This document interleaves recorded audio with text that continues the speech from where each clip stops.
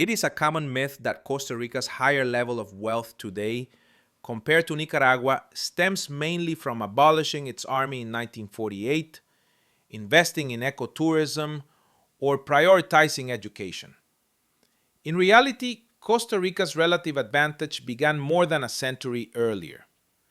In Nicaragua, fertile lowlands suited to lucrative labor-intensive crops, combined with a significantly larger indigenous labor force, encouraged the development of a plantation-style hacienda system that concentrated wealth in the hands of a small elite. During colonial times, Nicaragua's overall economy was larger and more significant to the Spanish Empire than Costa Rica's. However, per capita income was roughly similar in both regions because most Nicaraguans, particularly indigenous and rural populations, saw little benefit from this wealth.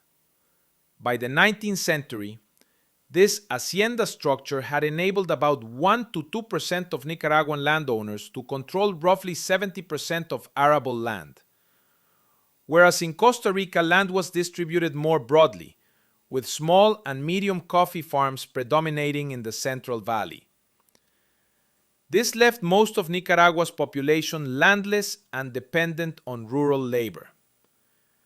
This high level of resource concentration, something far less feasible in Costa Rica due to its hilly terrain and smaller indigenous population, produced enduring social and economic inequalities that were maintained through centralized, often authoritarian, political structures. These historical patterns shaped the divergent economic trajectories that continue to this day. Costa Rica's hilly Central Valley favored smaller coffee farms over plantation-style economies, leading to a more broadly based landowning population.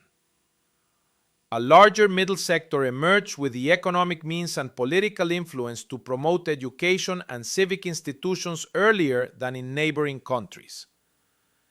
Later initiatives, such as ecotourism and military abolition, reinforced this pre-existing foundation of relative economic stability and wider distribution of wealth rather than creating it.